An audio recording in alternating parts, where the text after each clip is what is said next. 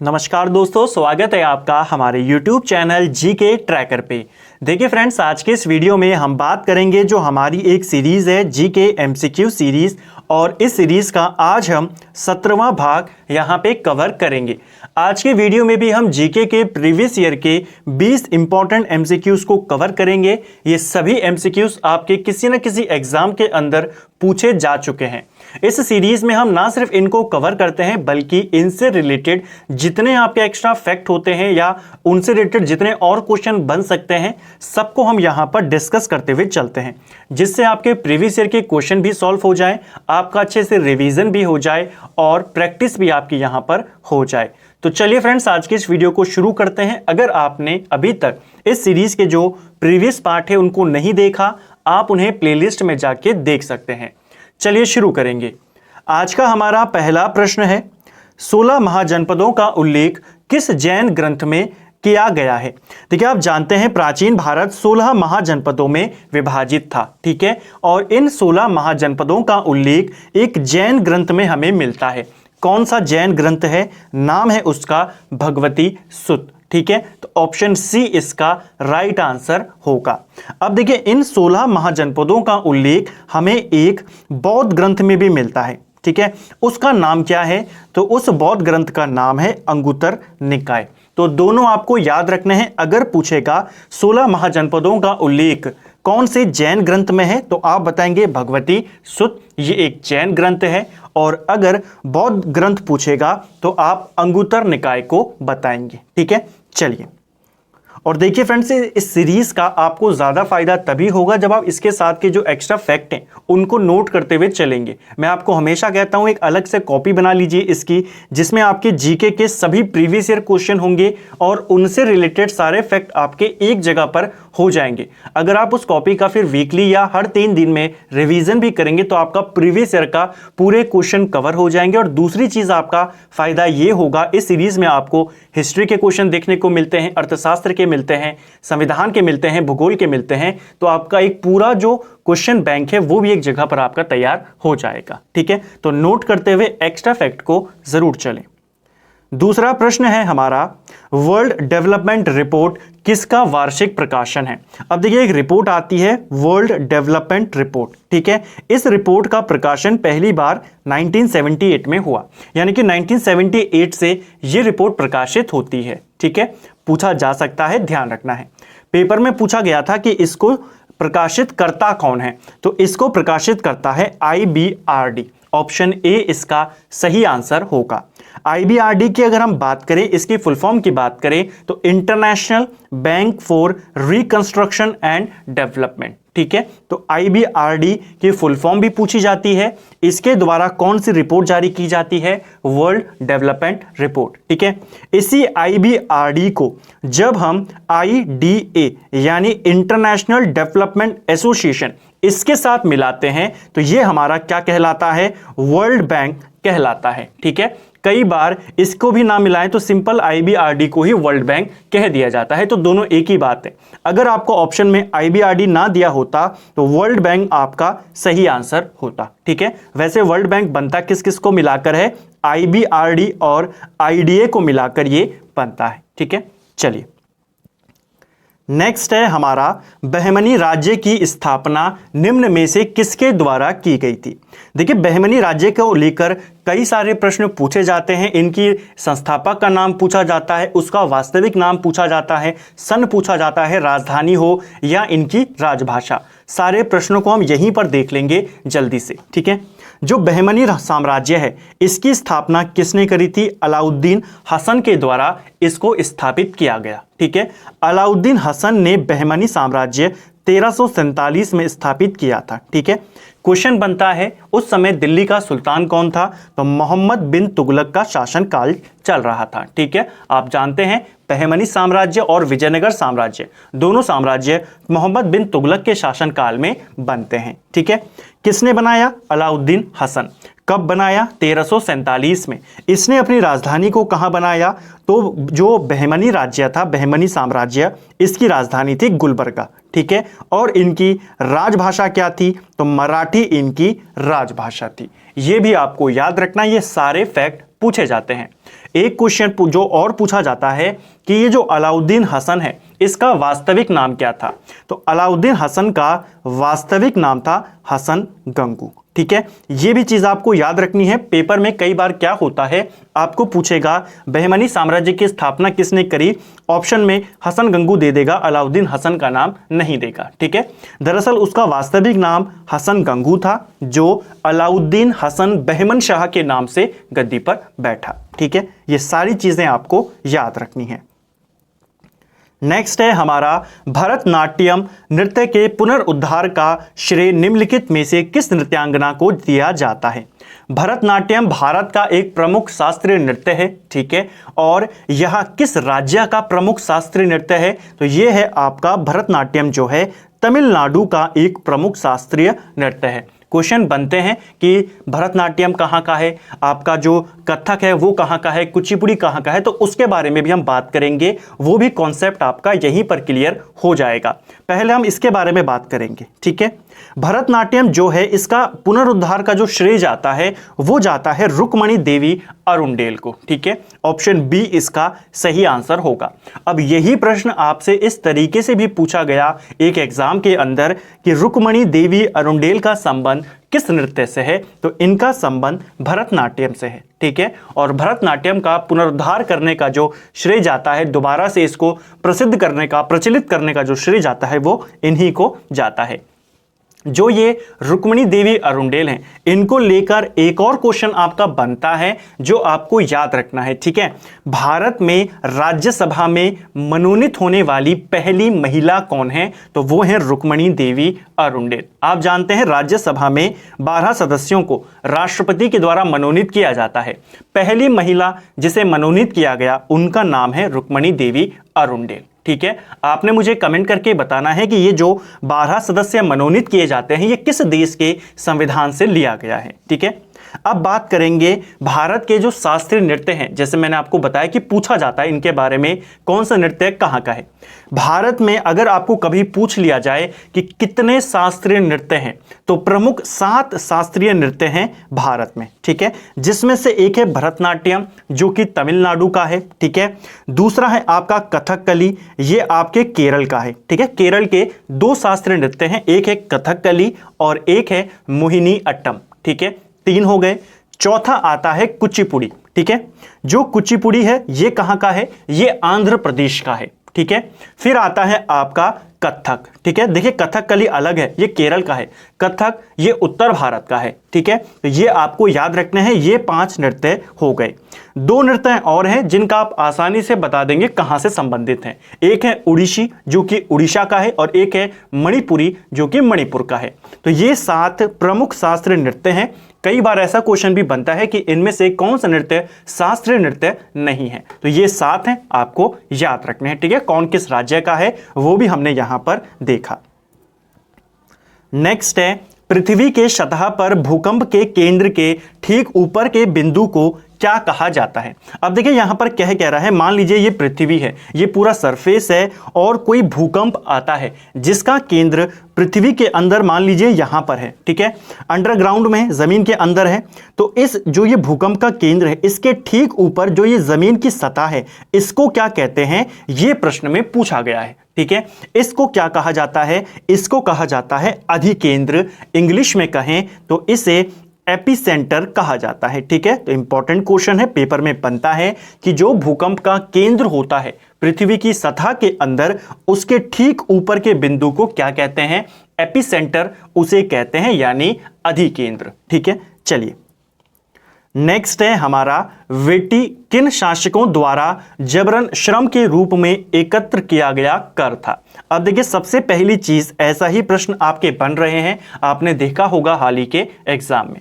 जो वेटी है ये क्या है, तो यहां पर साफ बताया गया यह एक कर है। कैसा लिया जाता था, श्रम के रूप में, यानी कि जबरदस्ती काम करवाया जाता था। ठीक है, टैक्स के रूप में जबरदस्ती काम करवाया जाता था, उस तरीके से इसे वसूल किया जाता था। प्रश्न बन रहा है कौन से राजा इसको वसूल करते थे। ठीक है, यानी कि जबरदस्ती काम करवाते थे, तो ये करवाते थे आपके ऑप्शन डी चोल शासक। ठीक ठीक है, इंपॉर्टेंट है, आपको ध्यान रखना है। डायरेक्टली पूछ लेगा कि चोल शासन काल में वेटी क्या था, तो ये एक प्रकार का टैक्स था जो कि काम करवाकर वसूल किया जाता था। ठीक है, जो चोल साम्राज्य है, चोल साम्राज्य के अगर हम संस्थापक की बात करें तो कल के वीडियो में भी हमने चोल शासन के बारे में कुछ प्रश्नों को देखा था, अलग अलग प्रकार की भूमि को देखा था।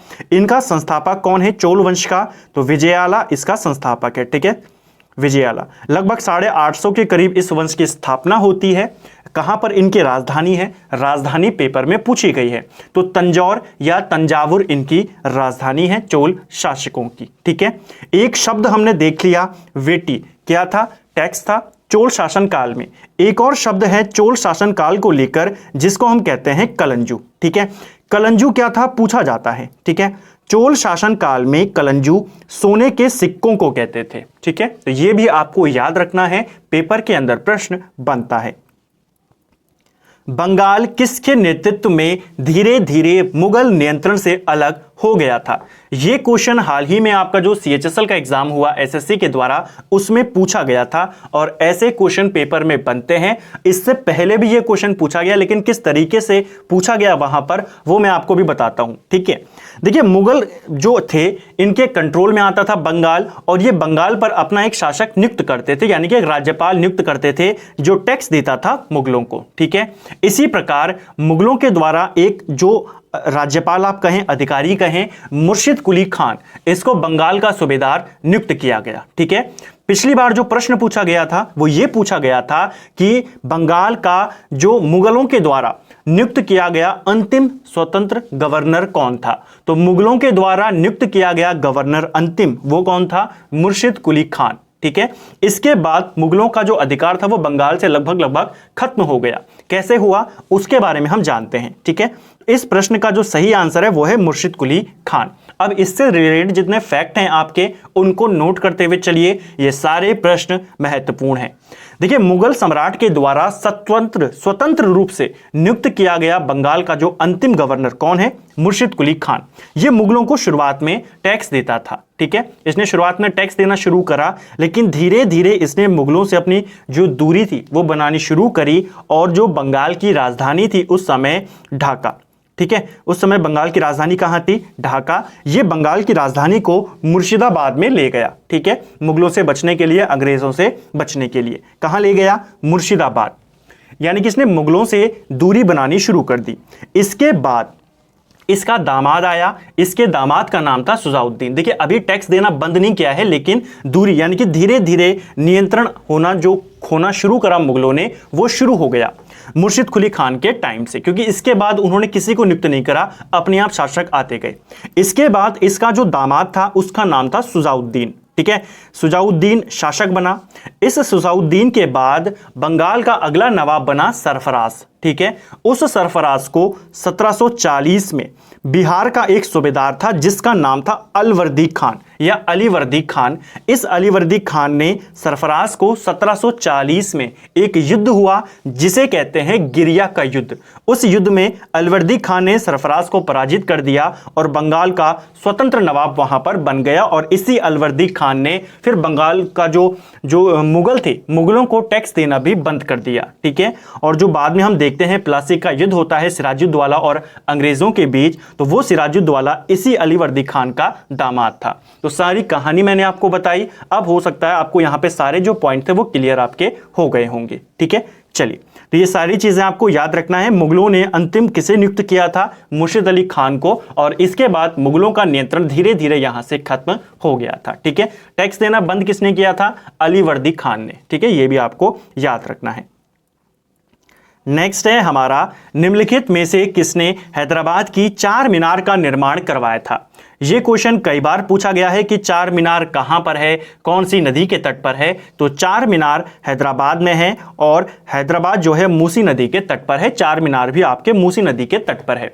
जैसे ताजमहल जो है वो यमुना नदी के तट पर है, उसी प्रकार जो चार मीनार है ये मूसी नदी के तट पर स्थित है। ठीक है, और इसका निर्माण मोहम्मद जो कुतुब अली शाह हैं, मोहम्मद कुली कुतुब शाह, इनके द्वारा करवाया गया था। ऑप्शन डी इसका राइट आंसर होगा। ठीक है, कब बनाया गया इसको? तो इसे बनाया गया 1591 में। यह भी आपको याद रखना है, अभी तक पूछा नहीं गया है लेकिन पूछा जा सकता है। चार मीनार हैदराबाद में है, 1591 में बना, मोहम्मद कुली कुतुब शाह ने बनवाया और कहां पर है? ये कौन सी नदी के तट पर है? मूसी नदी के तट पर है। ठीक है, नेक्स्ट है हमारा, भारतीय संविधान के किस अनुच्छेद के तहत राष्ट्रपति मृत्यु दंड को क्षमा कर सकते हैं?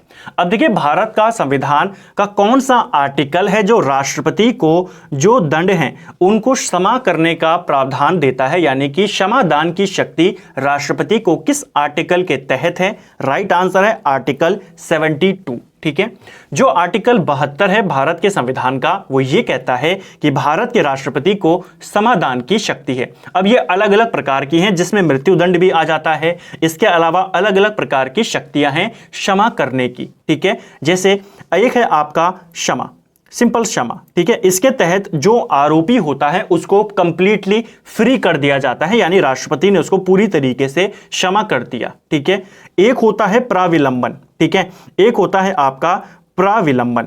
इसके तहत क्या होता है? इसके तहत आपका जो किसी व्यक्ति है, मान लीजिए उसको मृत्युदंड मिला हुआ है, तो इसके माध्यम से उसकी सजा को रोक दिया जाता है कि हो सकता है वो कुछ याचना करना चाहता हो सजा के लिए, माफी के लिए, तो उस पर रोक लगा दी जाती है। ना माफ किया जाता है, ना सजा को कम किया जाता है, ना सजा को बढ़ाया जाता है, उस पर सिर्फ रोक लगा दी जाती है। वो होता है प्राविलंबन। ठीक है, एक होता है परिहार। मोस्ट इंपॉर्टेंट है, ये पूछा गया है कई बार।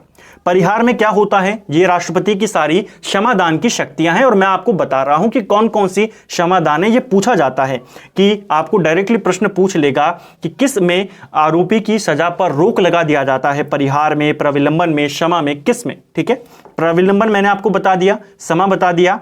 परिहार की बात करें तो परिहार में दंड की प्रकृति में चेंज नहीं किया जाता। ठीक है, यानी कि अगर किसी व्यक्ति को सजा हुई है कि उसे 5 साल कठोर कारावास करना है, तो कठोर को नरम नहीं किया जाएगा, हालांकि अवधि को कम कर दिया जाएगा। पहले 5 साल का कठोर कारावास था, अब उसको 2 साल का कठोर कारावास कर दिया जाएगा। तो ये कहता है परिहार, यानी कि यहां पर दंड को कम नहीं किया गया, दंड की अवधि को कम कर दिया गया। ठीक है, और चौथा और अंतिम आता है लघुकरण।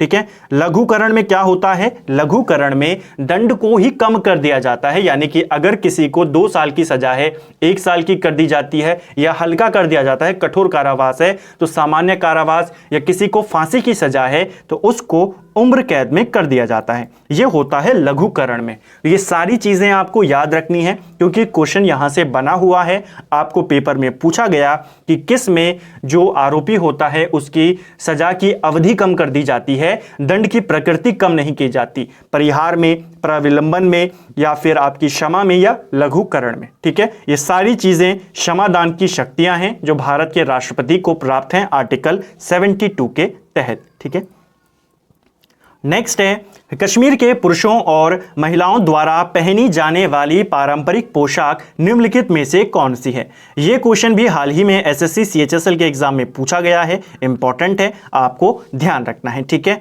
तो जम्मू कश्मीर में या कश्मीर के अंदर पुरुषों और महिलाओं द्वारा पहनी जाने वाली जो पारंपरिक पोशाक है इसे फेरन कहा जाता है। ऑप्शन सी इसका सही आंसर होगा। नेक्स्ट है, हर्षवर्धन और पुलकेशिन द्वितीय के मध्य युद्ध की जानकारी कहां से मिलती है? अब देखिए, बहुत ही इंपॉर्टेंट क्वेश्चन और बहुत सारे फैक्ट या यूं कहें इसी क्वेश्चन से आपके बहुत सारे क्वेश्चन पूछे जा चुके हैं, इसी से मिलते जुलते। ठीक है, इसमें एहोल अभिलेख भी आएगा, इसका रचयिता कौन है, नदी कौन सी थी जहां पर यह युद्ध लड़ा गया, युद्ध का परिणाम क्या रहा, ये सारे प्रश्न बन चुके हैं पेपर के अंदर। ठीक है, सबसे पहला जो प्रश्न बना है वो यही है, हर्षवर्धन और पुलकेशिन द्वितीय के बीच में युद्ध होता है, यह युद्ध हमें एहोल अभिलेख से इसकी जानकारी हमें मिलती है। ठीक है, ये एहोल अभिलेख किसका है? ये एहोल अभिलेख रवि कीर्ति का है। ठीक है, रवि कीर्ति कौन है? पुलकेशिन द्वितीय के दरबारी कवि हैं। ठीक है, ये सारी बात आपको याद रखनी है। क्वेश्चन बनता है एहोल अभिलेख किस राजा से संबंधित है? आप बताएंगे पुलकेशिन द्वितीय। एहोल अभिलेख के रचयिता कौन है? रवि कीर्ति। ठीक है, दोनों बातें हैं, दोनों बातें अलग अलग प्रश्न हैं। ये तो हुआ इस प्रश्न का उत्तर। अब देखिए हुआ क्या, जो हर्षवर्धन थे और पुलकेशिन द्वितीय, इन दोनों के बीच युद्ध होता है। यह युद्ध नर्मदा नदी के तट पर होता है। यह पेपर में पूछा जा चुका है कि इनका युद्ध कौन सी नदी के तट पर हुआ, नर्मदा नदी के तट पर। इस युद्ध में पुलकेशिन द्वितीय जीता, हर्षवर्धन इस युद्ध में पराजित हुआ। ठीक है, यह भी आपको याद रखना है, पूछा जाता है हर्षवर्धन को किस शासक ने पराजित किया था, पुलकेशिन द्वितीय। ठीक है, पुलकेशिन द्वितीय ने इस युद्ध को जीतने के बाद कौन सी उपाधि धारण करी, यह क्वेश्चन भी पेपर में बन चुका है। तो पुलकेशिन द्वितीय ने इस युद्ध को जीतने के बाद परमेश्वर की उपाधि धारण करी थी। ठीक है, ऐसे भी पूछ सकता है कि किसको पराजित करने के बाद पुलकेशिन द्वितीय ने परमेश्वर की उपाधि धारण करी, हर्षवर्धन को। ठीक है, यह चीज आपको याद रखनी है। अब इसी का एक और युद्ध हुआ पुलकेशिन द्वितीय का। यह युद्ध हुआ इसका पल्लव वंश के राजा नरसिंह वर्मन प्रथम से। ठीक है, नरसिंह वर्मन प्रथम, और उस युद्ध में नरसिंह वर्मन प्रथम जीते और उन्होंने पुलकेशिन द्वितीय को पराजित किया। पुलकेशिन द्वितीय की राजधानी, या जो पुलकेशिन द्वितीय जिस वंश का था, वातापी के चालुक्य वंश का यह शासक था। नरसिंह वर्मन प्रथम ने वातापी पर अधिकार कर दिया। कहा जाता है उसी युद्ध में पुलकेशिन द्वितीय मारा गया क्योंकि इसने वातापी पर आक्रमण कर दिया या अधिकार कर दिया नरसिंह वर्मन प्रथम ने, तो उसने वातापी कोड की उपाधि धारण कर ली। अब यहां पे देखिए दो बातें आपको याद रखनी है। पुलकेशिन द्वितीय ने हर्षवर्धन को हराया, परमेश्वर की उपाधि ली। नरसिंह वर्मन प्रथम ने पुलकेशिन द्वितीय को हराया और वातापी कोड की उपाधि धारण की। ये सारे प्रश्न, ये तीनों प्रश्न इस तरीके से बनते हैं। ठीक है, इसलिए मैंने आपको पूरी कहानी के रूप में इसको बताया। विख्यात कंदरिया महादेव मंदिर कहां स्थित है? अब देखिए इस प्रश्न से भी आपके तीन महत्वपूर्ण प्रश्न बनते हैं। जो आपका प्रसिद्ध कंदरिया महादेव मंदिर है, यह आपके खजुराहो में है। ठीक है, और दो क्वेश्चन और बनते हैं। एक क्वेश्चन तो हो गया, एक क्वेश्चन बनता है जो खजुराहो के मंदिर हैं, ये कौन से राज्य में है? ये है आपके मध्य प्रदेश में। कहां पर है? मध्य प्रदेश में। एक क्वेश्चन और बनता है, दो हो गए हमारे, कि ये मंदिर कहां है? खजुराहो में है। ठीक है, खजुराहो के जो मंदिर हैं उनमें सबसे विशाल मंदिर माना जाता है ये जो कंदरिया महादेव मंदिर है। ठीक है, कहां पर है? मध्य प्रदेश में। किन शासकों ने इसका निर्माण करवाया? कई बार पूछा गया है खजुराहो मंदिरों का निर्माण किन शासकों ने करवाया, तो चंदेल शासकों ने इनका निर्माण करवाया था। ठीक है, जो खजुराहो मंदिर हैं इनका निर्माण चंदेल शासकों ने करवाया, और तीनों प्रश्न पेपर में बनते हैं। ठीक है, नेक्स्ट है हमारा 18वीं शताब्दी में ब्रिटिश रिकॉर्ड में रैयत क्या अर्थ था? तो यानी कि जो ब्रिटिश रिकॉर्ड है या ब्रिटिश के उस समय के जो डॉक्यूमेंट्स हैं उनमें रैयत किसे कहते थे? रैयत का अर्थ क्या होता था? सही आंसर है, रैयत का जो ये शब्द है ये इस्तेमाल होता था किसान के लिए। ऑप्शन डी इसका सही आंसर होगा। और इसी से यानी कि ये जो शब्द था ये किससे बना था? आपने सुना है, आपने पढ़ा है, उस समय एक व्यवस्था चल पड़ी थी, रैयतवाड़ी व्यवस्था, तो वहीं से ये शब्द आया रैयत। ठीक है, रैयतवाड़ी व्यवस्था को किसने बनाया था? किसको उसका जनक कहा जाता है रैयतवाड़ी व्यवस्था का?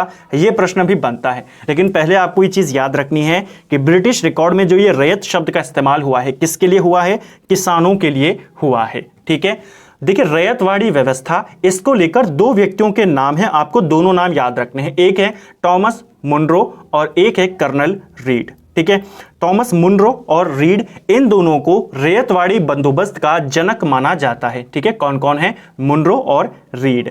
भारत के अंदर दो तीन व्यवस्थाएं लागू की गई थी, जिसमें महलवाड़ी व्यवस्था थी, स्थायी व्यवस्था थी, जो स्थायी बंदोबस्त था, रैयतवाड़ी व्यवस्था थी। पूछा जाता है सर्वाधिक कौन सी वाली व्यवस्था लागू की गई, तो सबसे ज्यादा यही रैयतवाड़ी व्यवस्था लागू की गई थी। ठीक है, आपको याद रखना है। चलिए, इस व्यवस्था में होता क्या था? तो देखिए इस व्यवस्था के अंदर भूमि पर खेती करने वाला भूमि का स्वामी होता था, यानी कि जो खेती कर रहा है किसान वही भूमि का स्वामी होता था और उसी की जिम्मेदारी थी कि वो सरकार को टैक्स देगा। जमींदारी व्यवस्था में क्या होता था? खेती किसान करते थे लेकिन टैक्स देने की जिम्मेदारी जमींदार की थी। इस व्यवस्था में क्या था? रैयत यानी किसान को कहा गया है, किसान ही भूमि का मालिक होता था और वही सरकार को टैक्स देगा। ठीक है, नेक्स्ट है, निम्न में से किसे व्यष्टि अर्थशास्त्र यानी माइक्रो इकोनॉमिक्स का जनक के रूप में जाना जाता है? इंपॉर्टेंट क्वेश्चन है इकोनॉमिक्स का। माइक्रो इकोनॉमिक्स का जनक किसे कहते हैं? तो माइक्रो इकोनॉमिक्स का जनक एल्फ्रेड मार्शल को कहा जाता है। ठीक है, एल्फ्रेड मार्शल माइक्रो इकोनॉमिक्स के जनक हैं। अगर आपको पूछे इकोनॉमिक्स का जनक, अर्थशास्त्र का जनक किसको कहते हैं, तो एडम स्मिथ को कहते हैं। ठीक है, वो अलग प्रश्न है। ठीक है, मेन है आपका अर्थशास्त्र। अर्थशास्त्र के फिर दो भाग किए गए, माइक्रो इकोनॉमिक्स और मैक्रो इकोनॉमिक्स। तो अर्थशास्त्र का जनक है आपका एडम स्मिथ, माइक्रो इकोनॉमिक्स का जनक है आपका एल्फ्रेड मार्शल। ठीक है, और जो मैक्रो इकोनॉमिक्स है, मैक्रो इकोनॉमिक्स का जनक माना जाता है जॉन मेनार्ड कीन्स को माना जाता है। ठीक है, तो ये भी आपको याद रखना है, इंपॉर्टेंट है। नेक्स्ट है, बॉम्बे में पहली सूती कपड़ा मिल की स्थापना किस वर्ष में की गई थी? देखिए, बॉम्बे के अंदर जो पहली सूती कपड़ा मिल बनाया गया या स्थापित की गई, ये की गई 1854 में। ठीक है, 1854 में बॉम्बे के अंदर पहली सूती कपड़ा मिल स्थापित की गई। किसने करी थी? तो कवाश जी डावर के द्वारा इसे स्थापित किया गया था। ठीक है, कवाश जी डावर के द्वारा पूछा जा सकता है। ठीक है, और यहां से प्रोडक्शन कब शुरू हुआ? तो उत्पादन शुरू हो गया 1856 से। ठीक है, यह भारत में स्थापित पहला सफल कारखाना था सूती वस्त्रों का। यह भी याद रखना है, बॉम्बे का तो पहला था ही था, भारत के अंदर पहला सफल सूती कपड़ा कारखाना कहां लगा? बॉम्बे में 1854 में।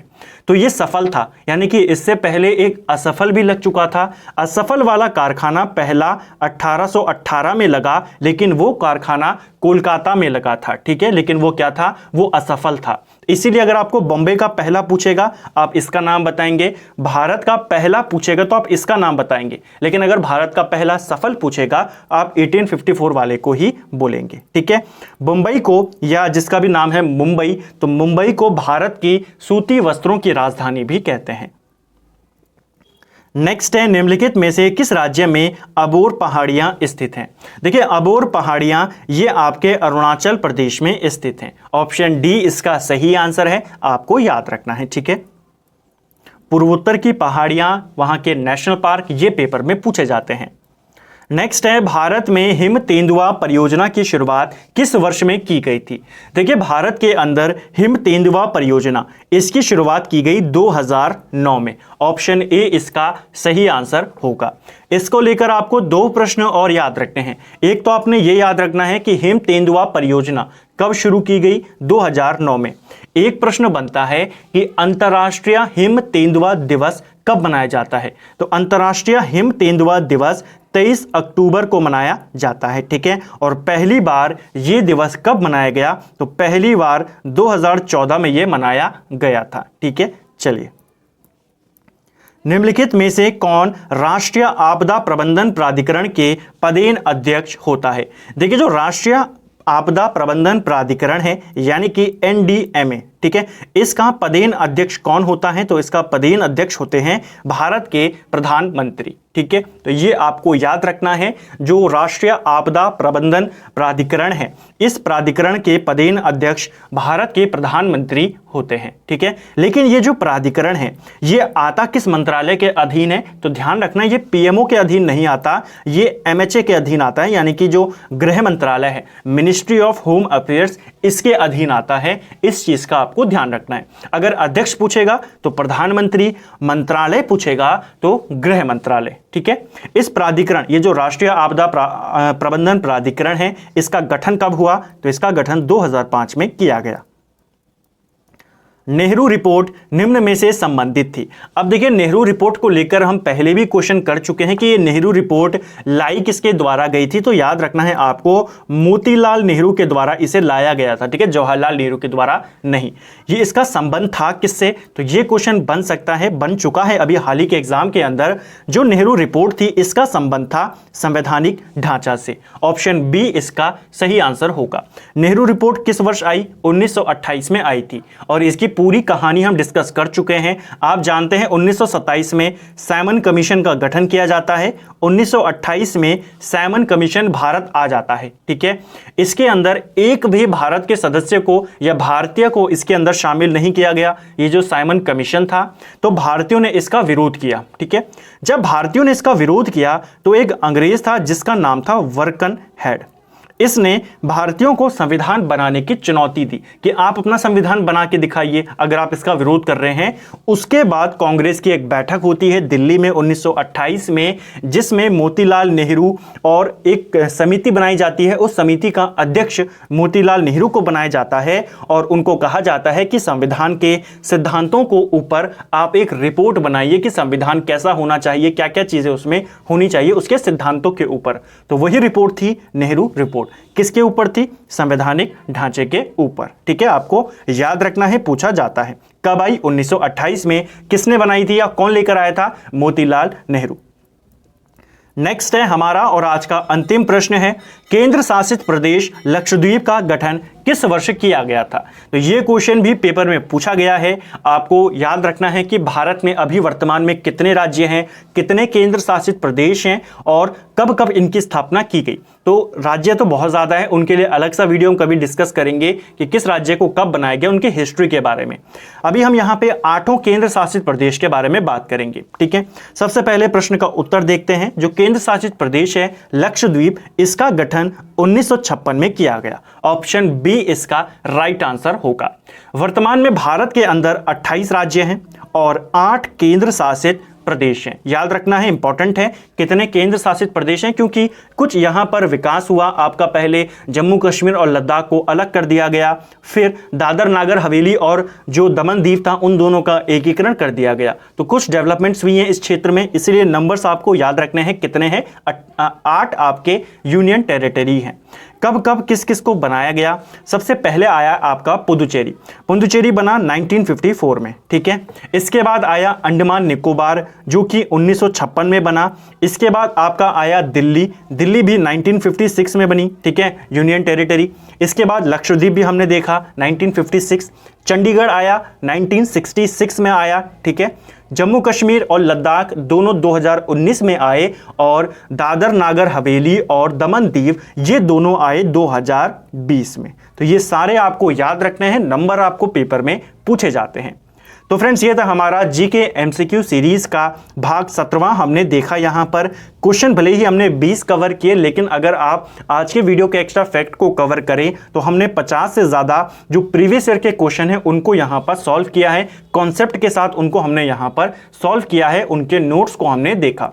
उम्मीद करता हूं आपको वीडियो पसंद आया होगा। अगर आपको ये वीडियो पसंद आया है, अगर आपको क्वेश्चन अच्छे लगे हैं, एक्सप्लेनेशन पसंद लगी है, अच्छी लगी है और अच्छे से समझ में आया है, आपने इनके नोट्स बनाए हैं, तो वीडियो को आप एक लाइक ज़रूर करें और कम से कम अपने एक सोशल मीडिया प्लेटफॉर्म पर आप चैनल का लिंक ज़रूर शेयर करें। वीडियो आपको कैसा लगा कमेंट बॉक्स में ज़रूर बताएं और आपका स्कोर भी आप कमेंट करके ज़रूर बताएं कि कितना आपका स्कोर यहाँ पे रहा। Thank you friends.